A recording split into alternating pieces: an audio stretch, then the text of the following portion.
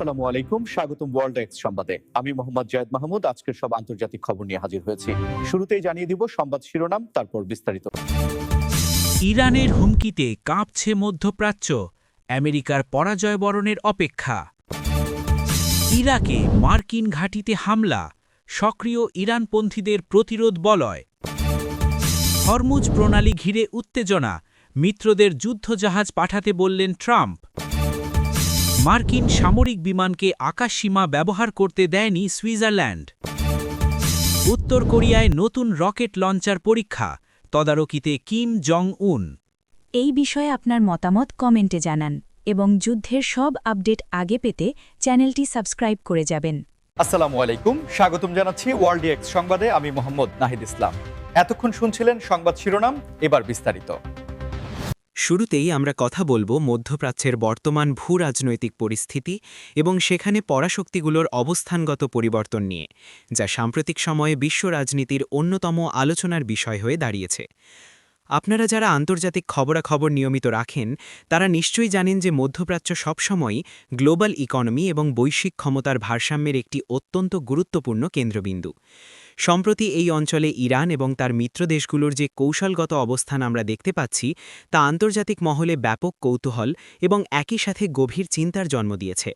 দীর্ঘকাল ধরে এই অঞ্চলে মার্কিন যুক্তরাষ্ট্র এবং তার পশ্চিমা মিত্রদের যে একছত্র প্রভাব ছিল, আন্তর্জাতিক সম্পর্ক বিশ্লেষকরা মনে করছেন বর্তমানে সেই প্রভাব একটি বড় ধরনের চ্যালেঞ্জের সম্মুখীন হয়েছে।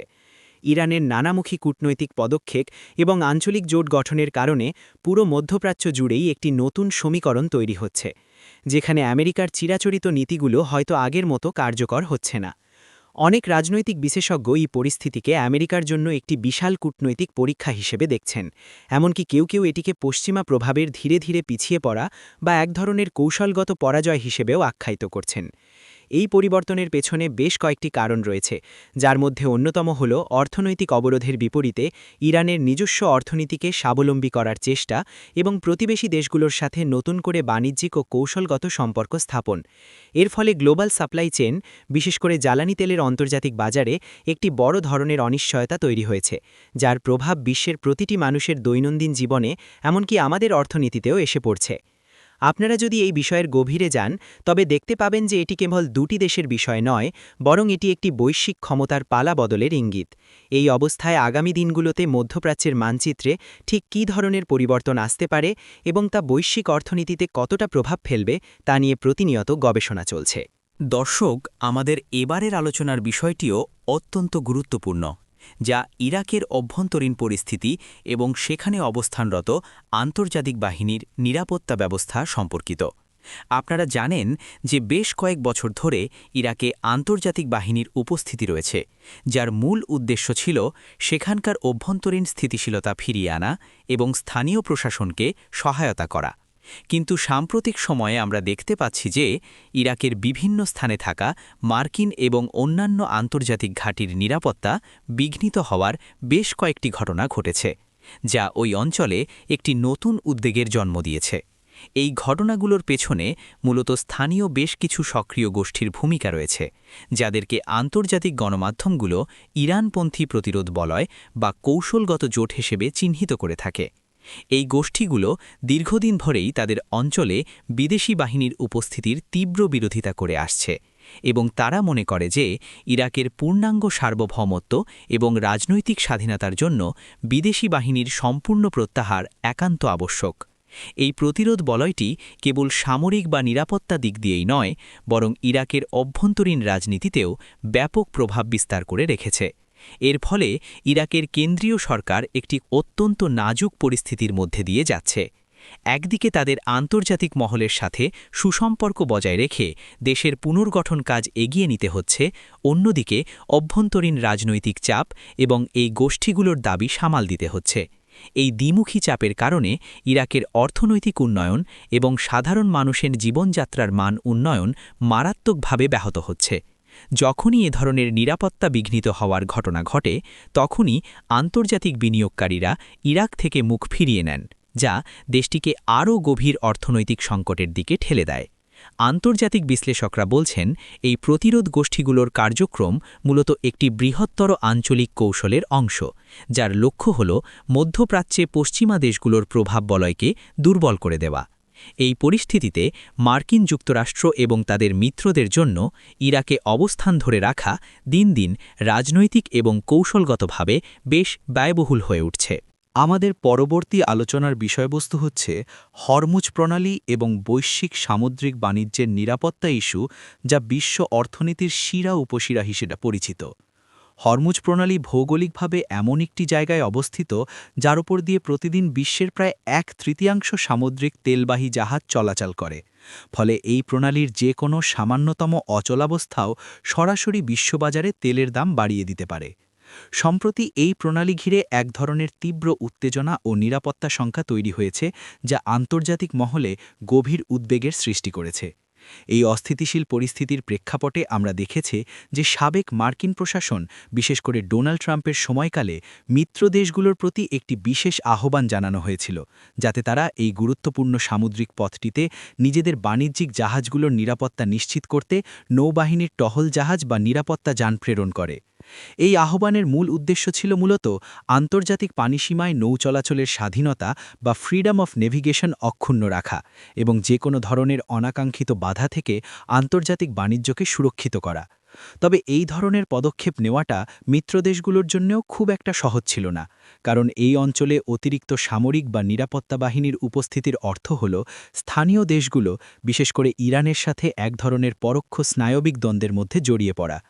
ইউরোপীয় দেশগুলো এবং এশিয়ার মিত্ররা এই বিষয়ে বেশ সতর্কতার সাথে পা ফেলেছে, কারণ তারা চায়নি পরিস্থিতি এমন পর্যায়ে যাক যা একটি বৃহত্তর বাণিজ্যিক এবং কূটনৈতিক সংকটের রূপ নেয়। এই প্রণালীর নিরাপত্তা শুধু তেলের বাজারের জন্যই নয়, বরং আন্তর্জাতিক পণ্য পরিবহনের জন্য অত্যন্ত গুরুত্বপূর্ণ।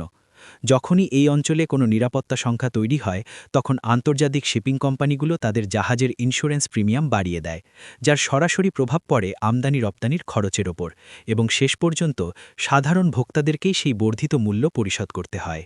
এবার আমরা ইউরোপের দিকে নজর দেব এবং কথা বলবো বিশ্বের অন্যতম শান্তিপূর্ণ দেশ সুইজারল্যান্ডের একটি অত্যন্ত তাৎপর্যপূর্ণ সিদ্ধান্ত নিয়ে, যেখানে তারা মার্কিন সামরিক বিমানকে তাদের আকাশসীমা ব্যবহারের অনুমতি প্রদান করেনি। আপনারা যারা আন্তর্জাতিক আইন এবং ইতিহাস সম্পর্কে ধারণা রাখেন, তারা জানেন যে সুইজারল্যান্ড সেই 1815 সাল থেকে আন্তর্জাতিক রাজনীতিতে সম্পূর্ণ নিরপেক্ষ থাকার নীতি কঠোরভাবে মেনে চলছে। তাদের এই নিরপেক্ষতার নীতি শুধু কাগজ কলমেই সীমাবদ্ধ নয়, বরং বাস্তব জীবনে এবং কূটনৈতিক সিদ্ধান্তেও তারা এর শতভাগ প্রয়োগ করে থাকে। যে কোনো বিদেশি নিরাপত্তা বাহিনীর বিমান যখন অন্য কোনো দেশের আকাশসীমা ব্যবহার করতে চায়, তখন আন্তর্জাতিক অ্যাভিয়েশন আইন অনুযায়ী পূর্বানুমতি নেওয়ার একটি সুনির্দিষ্ট প্রোটোকল রয়েছে, এবং প্রতিটি সার্বভৌম দেশের এই অধিকার রয়েছে যে তারা সেই অনুমতি প্রদান করবে নাকি প্রত্যাখ্যান করবে। সুইজারল্যান্ডের ক্ষেত্রে দেখা গেছে তারা তাদের দেশের ওপর দিয়ে কোনো ধরনের সামরিক বা নিরাপত্তা অভিযান সম্পর্কিত আন্তর্জাতিক বাহিনীর ফ্লাইট চলাচলের ক্ষেত্রে অত্যন্ত রক্ষণশীল। মার্কিন বিমানের আকাশসীমা ব্যবহারের অনুমতি না দেওয়ার এই ঘটনাটি আসলে প্রমাণ করে যে সুইজারল্যান্ড বৈশ্বিক পরাশক্তিগুলোর চাপের মুখেও নিজেদের স্বাধীন ও নিরপেক্ষ অবস্থান ধরে রাখতে কতটা বদ্ধপরিকর। এই ঘটনাটি আন্তর্জাতিক কূটনীতিতে একটি বড় ধরনের বার্তা বহন করে। এটি অন্যান্য দেশের কাছে স্পষ্ট করে দেয় যে শক্তিশালী দেশগুলোর প্রভাব বা জোটগত সমীকরণের বাইরে গিয়েও একটি রাষ্ট্র নিজেদের মূল্যবোধ এবং নীতিকে সবার উপরে স্থান দিতে পারে। এই বিষয়টি ইউরোপীয় ইউনিয়নের অন্যান্য দেশগুলোর জন্যেও একটি চিন্তার খোরাক জুগিয়েছে, কারণ বর্তমান বৈশ্বিক প্রেক্ষাপটে যেখানে বিশ্ব মূলত বিভিন্ন সামরিক এবং অর্থনৈতিক জোটে বিভক্ত হয়ে যাচ্ছে, সেখানে সম্পূর্ণ নিরপেক্ষ থাকাটা বেশ কঠিন একটি কাজ। সুইজারল্যান্ডের এই সিদ্ধান্ত হয়তো মার্কিন যুক্তরাষ্ট্রের লজিস্টিক সাপ্লাই চেইন বা রুট প্ল্যানিংয়ে সাময়িক কিছু পরিবর্তন আনতে বাধ্য করেছে, তবে দীর্ঘমেয়াদে এটি আন্তর্জাতিক আইনের প্রতি সম্মান প্রদর্শন এবং রাষ্ট্রীয় সার্বভৌমত্বের একটি চমৎকার উদাহরণ হিসেবেই গণ্য হবে। আজকের সর্বশেষ যে বিষয়টি নিয়ে আমরা বিস্তারিত জানব তা হল পূর্ব এশিয়ার কোরীয় উপদ্বীপের সাম্প্রতিক প্রযুক্তিগত ও কৌশলগত উন্নয়ন, বিশেষ করে উত্তর কোরিয়ার নতুন রকেট লঞ্চার পরীক্ষা নিয়ে, যা সরাসরি দেশটির শীর্ষ নেতা কিম জং উনের তদারকিতে সম্পন্ন হয়েছে। উত্তর কোরিয়া দীর্ঘদিন ধরেই তাদের নিজস্ব প্রতিরক্ষা ব্যবস্থা এবং প্রযুক্তিগত সক্ষমতা বৃদ্ধির জন্য কাজ করে যাচ্ছে, আর এই ধারাবাহিকতায় এই নতুন প্রজন্মের লঞ্চার সিস্টেমের পরীক্ষাটি আন্তর্জাতিক মহলের বিশেষ মনোযোগ আকর্ষণ করেছে। আন্তর্জাতিক সংবাদমাধ্যম এবং প্রতিরক্ষা বিশ্লেষকদের মতে এই নতুন সিস্টেমটি আগের তুলনায় অনেক বেশি আধুনিক, দ্রুতগামী এবং নিখুঁতভাবে লক্ষ্যবস্তুতে পৌঁছানোর সক্ষমতা রাখে, যা ওই অঞ্চলের সামরিক ভারসাম্যে একটি বড় ধরনের প্রভাব ফেলতে পারে। কিম জং উনের সরাসরি উপস্থিতিতে এই ধরনের পরীক্ষাগুলোর একটি বিশেষ রাজনৈতিক এবং কূটনৈতিক অর্থ থাকে। এটি মূলত বহির্বিশ্বকে, বিশেষ করে মার্কিন যুক্তরাষ্ট্র এবং প্রতিবেশী দক্ষিণ কোরিয়া ও জাপানকে একটি কড়া বার্তা দেওয়ার জন্য করা হয়ে থাকে যে উত্তর কোরিয়া যে কোনো ধরনের বাহ্যিক চাপের মুখেও নিজেদের প্রতিরক্ষা সক্ষমতা বৃদ্ধিতে এক চুলও ছাড় দেবে না। এই পরীক্ষাগুলোর ফলে পূর্ব এশিয়ার ভূরাজনৈতিক অঙ্গনে এক ধরনের স্থায়ী উত্তেজনা বিরাজ করছে। দক্ষিণ কোরিয়া এবং জাপান তাদের নিজস্ব নিরাপত্তা নিয়ে আগের চেয়ে অনেক বেশি সতর্ক হয়ে উঠেছে এবং তারা তাদের মিত্রদের সাথে মিলে যৌথ প্রতিরক্ষা ব্যবস্থা জোরদার করার দিকে মনোযোগ দিচ্ছে। অন্যদিকে জাতিসংঘের মতো আন্তর্জাতিক সংস্থাগুলো উত্তর কোরিয়ার এই ধরনের পরীক্ষার তীব্র সমালোচনা করে আসছে এবং তাদের উপর আরোপিত অর্থনৈতিক নিষেধাজ্ঞাগুলো আরও কঠোর করার কথা ভাবছে।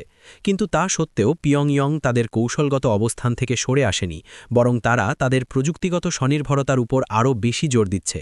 এই পরিস্থিতি প্রমাণ করে যে আন্তর্জাতিক রাজনীতিতে কেবল অর্থনৈতিক চাপ দিয়ে সব সমস্যার সমাধান করা সম্ভব নয়, বরং এর জন্য প্রয়োজন দীর্ঘমেয়াদী এবং গঠনমূলক কূটনৈতিক সংলাপ।